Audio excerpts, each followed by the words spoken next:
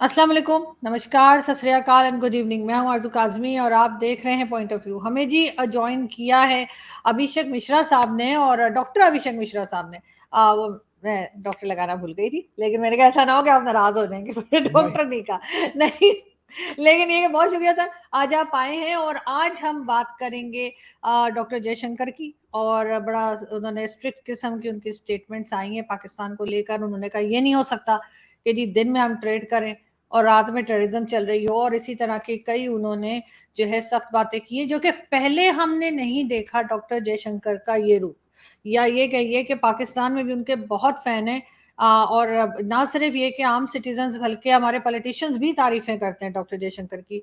तो सर ये एकदम से अब इतने जो स्ट्रिक्ट किस्म की स्टेटमेंट्स जो है वो बिलावल भुट्टो के बाद से क्यों आ रही हैं? देखिए, स्ट्रिक्ट नहीं आ रही हैं। ये कहा जा रही कि it's time for course correction.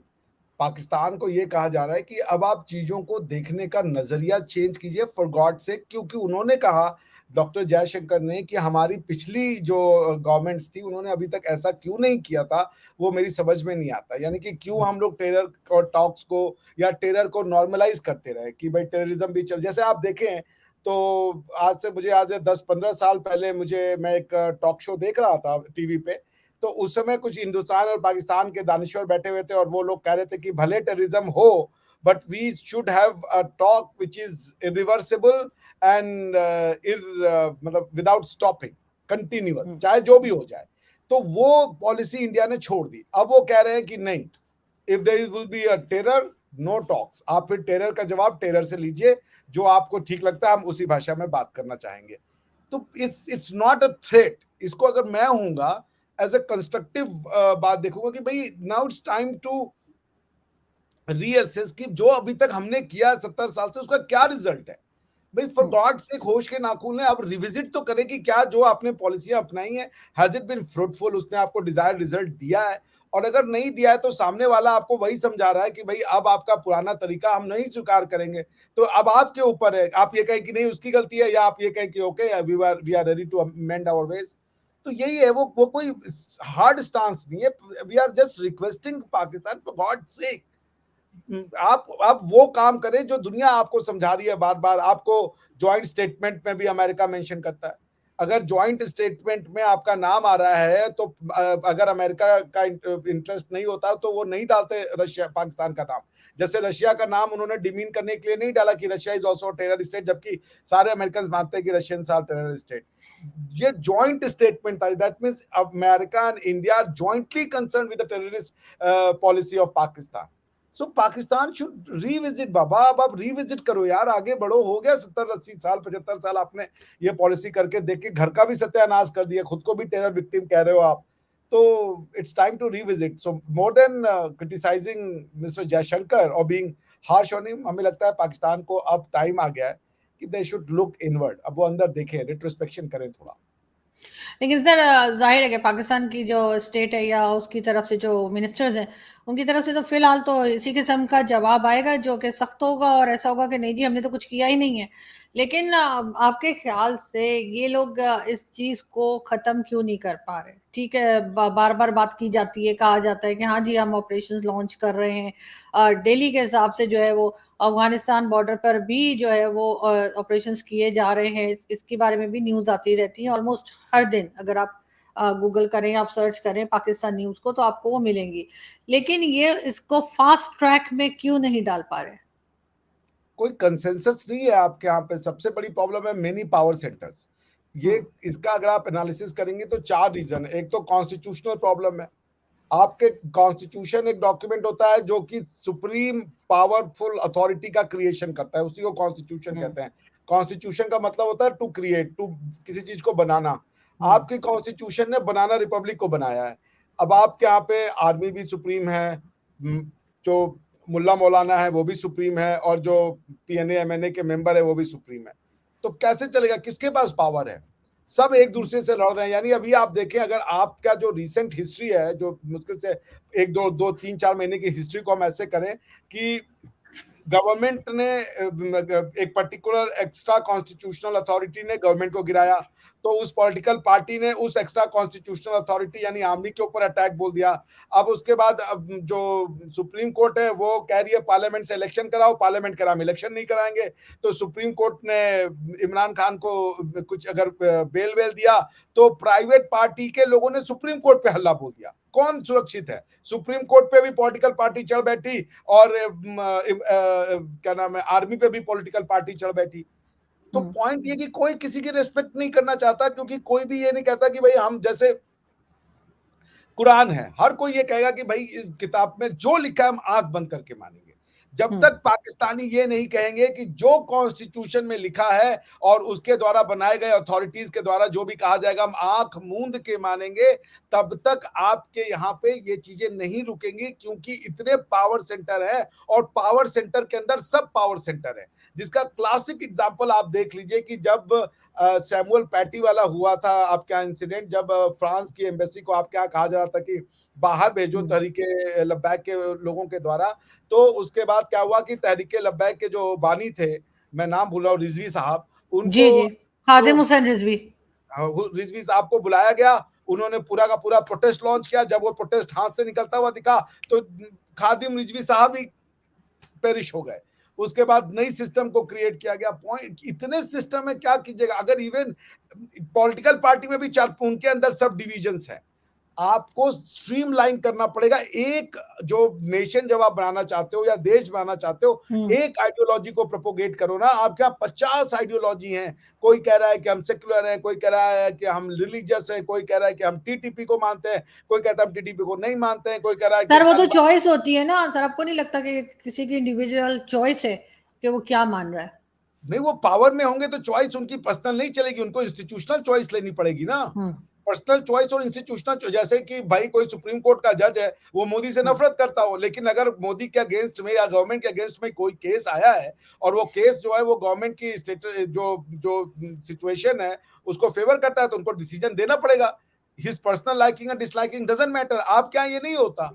चूंकि इंस्टीट्यूशनल लाइकिंग नहीं है, इंस्टीट्यूशनल जो विजडम है वो नहीं है, तो लोग पर्सनल एक्यूमेन को या पर्सनल विजडम को इंस्टीट्यूशनल विजडम बना देते हैं। तो अब आपका ये जो है ना, उसका रीजन ये है कि constitution is a weak and fragmented document. तो आप पहले कॉन्स्टिट्यूशन से शुरुआत करें और किताबों से स्कूल की शुरुआत करें। आप कॉन्स्टिट्यूशन को रिट्रैक्ट करें, नया कॉन्स्टिट्यूशन बनाएं और उस कॉन्स्टिट्यूशन को आप अपने सबसे प्यारे मुल्क तुर्की के तर्ज पे बनाएं। आपको हिंदुस्तान के तर्ज का कॉन्स्टिट्यूशन नहीं चाहिए। जो तुर्की के कॉन्स्टिट्यूशन में लिखा है आप वो फॉलो कर लें। आपने कभी तुर्की का कॉन्स्टिट्यूशन पढ़ा है नहीं अर्जुन मैंने जी? नहीं चेक, नहीं मैं मैंने पढ़ नहीं के चेक किया। सुनाता हूँ, मैं पढ़ देता हूँ आपके लिए। और आप अपने जो विद्वान है उनसे बोलिए कि ये लिखे अपने कॉन्स्टिट्यूशन के लिए, क्योंकि आपके कॉन्स्टिट्यूशन में इसका उल्टा लिखा है। Affirming the eternal existence of the Turkish Motherland. अब बताइए, पाकिस्तान की मदरलैंड कहाँ है? पाकिस्तान का इटर्नल मदरलैंड तो इंडिया ही होगा ना। और ये जी। तुर्की कहाँ है? ये तुर्की यूरोप में है। तुर्की जिसको आप यूरोप में है, ये तुर्की के लोग तो सेंट्रल एशियन है ना, ये तो सेंट्रल एशिया से गए वहां पे। ये 14वीं 15वीं शताब्दी में उन्होंने कब्जा किया है। तो ये तो यूरोपियन नहीं है। तुर्की इज इन यूरोप, बट वो कह रहे हैं Turkish Motherland. Turkish Motherland lies in central Asia. वो अपनी हिस्ट्री से अपने आप को जोड़ रहे हैं। उन्होंने ये नहीं कहा ये मुस्लिम मदरलैंड है, या उन्होंने नहीं कहा कि सब मुस्लिम लैंड। वो कह रहे हैं Turkish land, because Turkish could be Muslim, Turkish could be Christian, Turkish could be atheist, Turkish could be Buddhist, Turkish could be anything. अब आप आगे देखिए, affirming the eternal existence of the Turkish motherland and nation and indivisible unity of sublime Turkish state. ठीक है ना? Determining to attain the everlasting existence, prosperity, material and spiritual well-being of the Republic of Turkey. वो कह रहे हैं Islamic Republic of Turkey. आप तो Turkey को इस्लामिक कंट्री मानती है ना, वो नहीं कह रहे हैं कि हम इस्लामिक रिपब्लिक है, बिकॉज अगर आप इस्लामिक सही। हैं तो रिपब्लिक नहीं हो सकते, और अगर आप रिपब्लिक है तो आप इस्लामिक नहीं हो सकते। दोनों चीज कैसे कर दीजिएगा? बिल्कुल सही। लेकिन लेकिन सर इसमें एक चीज और मैं ऐड करना चाहूंगी और समझने के लिए आपसे, कि ये भी यहाँ पर एक इम्प्रेशन है पाकिस्तान में, गवर्नमेंट का भी और लोगों का भी सॉरी, कि जब कांग्रेस की गवर्नमेंट होती है तो पाकिस्तान के सारे टर्म्स ठीक होते हैं, और इमरान खान ने भी कहा कि जी जब तक मोदी जी हैं जब तक तो कोई बात हो नहीं सकती। तो बीजेपी की गवर्नमेंट जब है तो तब से ये टेंशन ज़्यादा बढ़ी हुई है, उसकी वजह क्या है सर? मतलब क्यों जो है वो बीजेपी की गवर्नमेंट के साथ पाकिस्तान की स्टेट या पाकिस्तान की जो एस्टैब्लिशमेंट है वो चल नहीं पा रही, और यही हाल हम देखते हैं कि कांग्रेस के लिए कहा जाता है कि जी वो बड़े फ्रेंडली हैं, उनके साथ पाकिस्तान के टर्म्स बड़े सही रहते हैं, और ये बड़े दुश्मन है। मुझे नहीं लगता, मैं एक बात कह रही हूँ जो यहाँ पे मेजोरिटी लोग करते हैं, तो उसका आपको क्या रीजन लगता है कि क्यों कर रहे हैं? दिस शोज कि पाकिस्तान में इंटेलेक्चुअल बैंक्रप्सी है। हम्म। 1946 में कांग्रेस की गवर्नमेंट थी, तब तो आप पाकिस्तान मांग रहे थे, हम्म। तब आपकी संबंध कैसे थे? 1947 में, 1950 में, 1947 में कांग्रेस की गवर्नमेंट चली थी, फिर आपने हम्म। कश्मीर पर अटैक क्यों कर दिया? हम्म। 1965 में तो लाल बहादुर शास्त्री जी कांग्रेस की गवर्नमेंट थी, उन्होंने आपके ऊपर डिक्लेयर कर दिया वार, क्योंकि आप तो आए थे कि कश्मीर में हम घुसेंगे तो लड़ाई कश्मीर में होगी, इंटरनेशनल बॉर्डर नहीं खुलेगा। लेकिन आपने, आपके जो इमेजिनेशन के बियॉन्ड, लाल बहादुर शास्त्री जी ने पंजाब में और राजस्थान सेक्टर में बॉर्डर खोल दिया, इंटरनेशनल बॉर्डर। आप भौचक्के रह गए, कांग्रेस की सरकार थी। 1971 में जब आपने बांग्लादेश में कहा ईस्ट पाकिस्तान में हमारे इंटरनल मैटर में हम जिसको चाहे मार दें, ये भारत कौन होता है बोलने वाला, तब भी कांग्रेस की सरकार थी, और इंदिरा गांधी ने घूम घूम के सारे लोगों से कहा कि हम इनको सबक सिखाएंगे, क्योंकि ये जो कर रहे हैं ईस्ट पाकिस्तान में वो हमें बर्दाश्त नहीं है। तोड़ने वाला आपको कांग्रेस। तो ये एनालिसिस तो कर ले सही से भाई। अभी पिछले कुछ समय से 10 15 20 सालों से कांग्रेस की थॉट प्रोसेस आई है जिसमें वो लेफ्ट लीनिंग है, तो वो अपनी इंटरेस्ट को उतना फोर्सफुल नहीं रखते, ये बात सच है। लेकिन और यही भारत की, जो भारत में जो ये अंगड़ाई ले रहा है भारत का जनमानस, भारत की जन चेतना भी जग रही है, भारत अपनी आइडेंटिटी को लेके और अफर्मेटिव हो रहा है। कांग्रेस उस आइडेंटिटी को उतना अफर्मेटिव नहीं करना चाहती थी। देखिए ऐसा, अगर आप देखें कि जब, मैं बहुत हिस्ट्री में नहीं जाना चाहता, लेकिन कांग्रेस ने भारत को उसकी आइडेंटिटी से उतना दूर रखने की कोशिश की। उसको उसको उसको जो है हिंदू मुस्लिम सिख ईसाई के नजर से देखा। हम अब जो नई डिस्पेंसेशन आई है वो भारत को एक हिस्टोरिकल हेरिटेज के रूप में देखती है, वो हिंदू मुस्लिम सिख ईसाई के रूप में नहीं देखती, वो भारत को भारतीय के रूप में देखती है, इसलिए वो असर्टिव है भारत के इंटरेस्ट को लेकर के। वरना अगर आप हिंदू मुस्लिम सिख ईसाई के इंटरेस्ट को देखेंगे तो आपको लगेगा कि अगर हम पाकिस्तान के लिए कुछ अच्छा करेंगे तो हमारा मुस्लिम बैंक वोट बैंक जो है वो कुछ वैलिडेटेड रहेगा। लेकिन ऐसा नहीं कि कांग्रेस के हमेशा आपके साथ अच्छे रहे हैं, कांग्रेस के समय में ही आप टूटे हैं भाई। दो वॉर कांग्रेस के समय में लड़ी गई है, तो ये तो फैक्चुअली करेक्ट है। 10 15 साल से या 20 साल से जो एक सॉफ्ट अप्रोच था, उस अप्रोच का रीजन कुछ और था, मगर उसको आप ये नहीं कह सकते कि कांग्रेस के समय में आपकी वो अच्छी रही है। हिंदुस्तान की पॉलिसी अब थोड़ी असर्टिव है। अब वो ये कह रहे हैं नो टेरर नो टॉक। पहले क्या पॉलिसी थी कि इरिवर्सिबल एंड नॉन स्टॉपेबल, कुछ भी हो जाए हम बात करते रहेंगे, ये पॉलिसी। इस पॉलिसी को स्टॉप करके इंडिया ने कहा है the policy has been shunned away and this says if you will commit terror, no talks, rather surgical strike. बिल्कुल सही, लेकिन सर क्योंकि मैंने ये इसीलिए पूछा कि यहाँ पे ज्यादातर लोग यही बात कर रहे होते हैं कि जी अगर कांग्रेस की गवर्नमेंट होती तो वो चाहते हैं पाकिस्तान से दोस्ती, और बीजेपी की गवर्नमेंट जो है उसके लिए कहा जाता है कि जब भी इलेक्शंस आते हैं, क्योंकि अभी भी इलेक्शंस आ रहे हैं, कि तब ये वो पाकिस्तान के साथ लड़ाई झगड़े की जो फिजा है वो ज्यादा बना दी जाती है। तो इसलिए मैंने सोचा मैं आपसे पूछूं कि आखिर क्या रीजन है। लेकिन सर साथ साथ आपका ख्याल में जो इस वक्त जिस तरह की सक्सेस मिल रही है बीजेपी की गवर्नमेंट को, और उसकी क्या वजह है कि हमें बहुत दूर नजर आती है कांग्रेस उस रेस में, यानी कि जितना अभी वो कोशिश करें, एक दो जगह जीते भी हैं, अभी लास्ट कुछ इलेक्शंस हुए थे आपके यहाँ, तो लेकिन उसके बावजूद अभी दोबारा जो अभी से कहा जा रहा है कि गवर्नमेंट जो है वो मोदी जी की ही आ रही है, तो इन्होंने ऐसा क्या काम किया है जो इनका होल्ड जो है वो इतना स्ट्रांग है, और कांग्रेस जो है वो हमें कहीं दिखाई नहीं देती, मतलब नजदीक भी कहीं दिखाई नहीं देती? देखिए कांग्रेस राहुल गांधी जी के अंडर में जो है, और चूंकि वो हमारे नेता हैं, जैसे भारत के नेता हैं, वो उनकी Congress extreme left leaning Congress है। उनका एक मुस्लिम्स के प्रति सॉफ्ट कॉर्नर है जो कि लोगों को थोड़ा सा वो लगता है। जैसे 370 पे भी उन्होंने डामाडोल रुख लिया, 370 को सपोर्ट करें कि नहीं करें। जब उनको भारत की यूनिटी अब अगर वो नहीं उसको खुल के असर्ट करेंगे कि हाँ भाई हम 370 का सपोर्ट करते हैं, अगर आप डुअल इंस्टांस लेंगे कि नहीं ठीक तो हुआ मगर प्रोसीजर गलत था, वो उनके असेंबली को सेशन में होना चाहिए था, आपने प्रेसिडेंट रूल लगा के किया। दुनिया समझती है इस तरीके की बातें, आप क्या कहना चाहते हो। तो और इंडिया एक राइजिंग सिविलाइजेशन है। इंडियंस को अब अपने इंडियंस होने पे कॉन्फिडेंस आने लगा है। पहले नहीं था, हमें इंडियन होने की शर्मिंदगी का एहसास कराया जाता था। हमें ये कहा जाता था कि तुम राम राम मत बोलो क्योंकि सामने वाले को बुरा लगता है। भाई हमारे यहाँ सैकड़ों साल से हम राम राम बोलते रहे, लेकिन हम हमारे डर के राम राम बोलना बंद कर चुके थे क्योंकि हमें लगता था सामने वाला नाराज हो जाएगा। और ये आज भी कई लोगों की मानसिकता रहती है, वो लोग उतना जिसे कहती है बैकफुट पे चले जाते हैं। तो ये असर्ट कर रहा है इंडियन। बीजेपी आज जो दिख रही है, बीजेपी का जो सक्सेस है, ये सिर्फ आज नहीं कहा जा सकता। कांग्रेस के पतन की शुरुआत तो 1925 में हो गई थी, जब कांग्रेस की पॉलिसियों के द्वारा उन्हीं में से टूट करके आरएसएस का निर्माण हुआ। क्योंकि कांग्रेस को लोगों ने देखा कि कांग्रेस अपनी मिट्टी से ज्यादा अपने वोट बैंक की राजनीति करना चाहती है। ये ऐसा उन लोगों का, जो लोग कांग्रेस से अलग हुए, उनका कहना था। मेरा कहना नहीं, मेरा ऐसा मानना नहीं है। मैं कांग्रेस को भी एक बहुत अच्छी नेशनलिस्ट पार्टी मानता हूँ, लेकिन आरएसएस जो बनाया वो तो कांग्रेसी लोग थे ना, कांग्रेस से ही टूट के हेडगेवार कांग्रेस के मेंबर थे। उन्होंने तोड़ करके 1925 में आरएसएस बनाई। और आरएसएस जिस पर्पस के लिए बनी कि भारत एक है, एक देश, एक विधान, एक प्रधान, यानी यूनिटी इन डाइवर्सिटी को जो मजबूत करना था कि हम भारतीय हैं, मैं हिंदू मुसलमान सिख क्रिश्चियन नहीं देखूंगा, सबको भारतीय देखूंगा। ये फिलॉसफी को लोगों तक पहुंचाने में भारतीय जनता पार्टी को कम से कम 85-90 साल लगे। लेकिन 85-90 साल बाद आपको देखिए, वो जो 100 साल पहले वो सीड बोया गया था आरएसएस के द्वारा 1925 में, वो अब वट वृक्ष के रूप में सामने आ गया है। और उसका नरेंद्र मोदी जी और अमित शाह जी उसके एक बहुत एबल वो है, फल है। तो बात हिंदू मुसलमान की नहीं है, बात भारतीयता की है।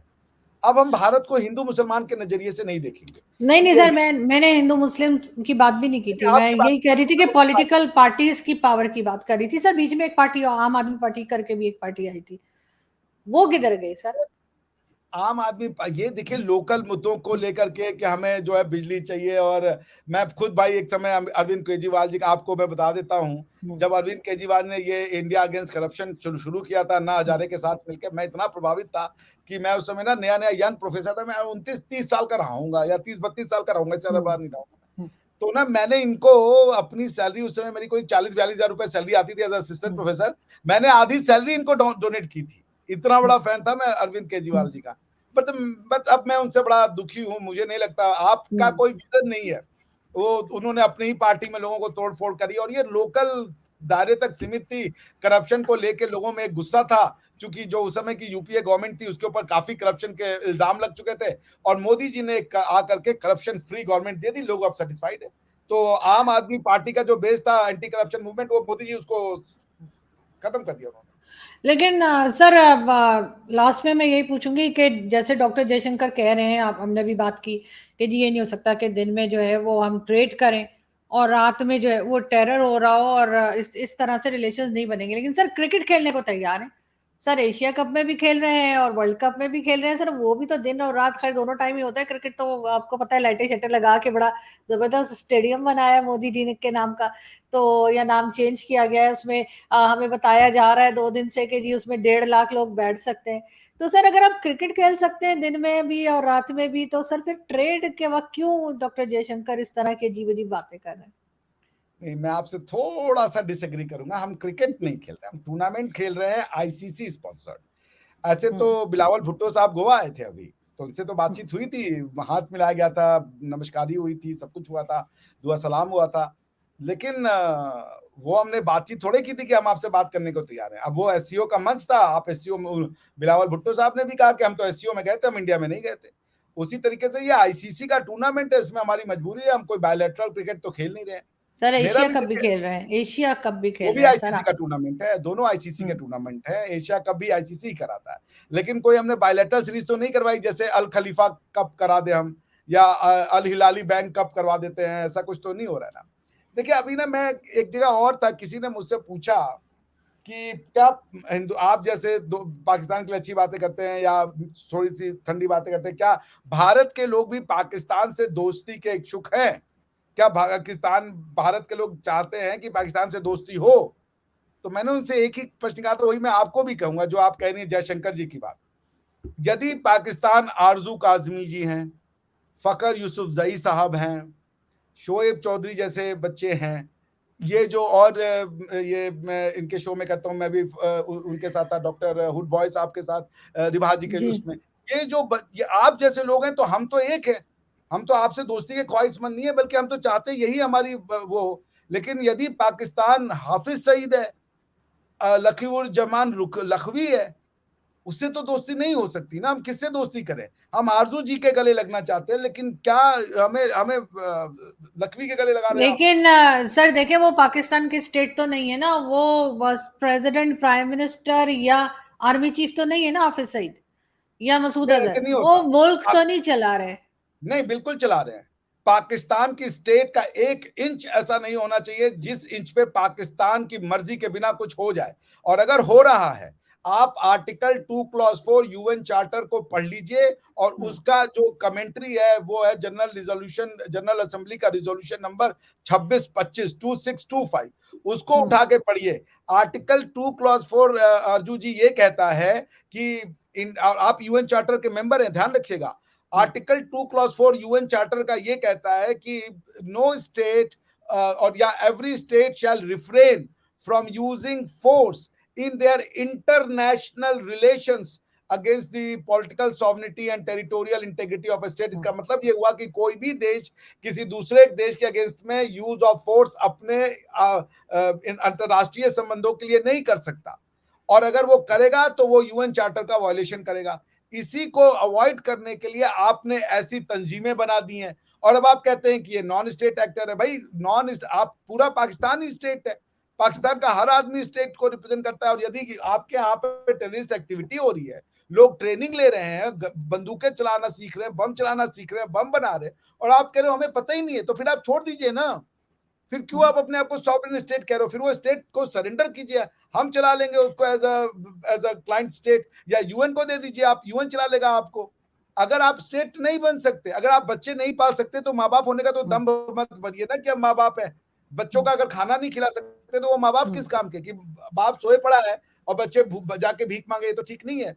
तो आप 2625 में ये लिखा है कि यदि कोई स्टेट अपनी भूमि पे होने वाले किसी भी हिस्से में कोई ऐसी एक्टिविटी हो रहा है जिससे दूसरे देश को परेशानी होगी, या दूसरे देश में यूज ऑफ फोर्स करेंगे, तो उसकी रिस्पॉन्सिबिलिटी उसी देश की होगी।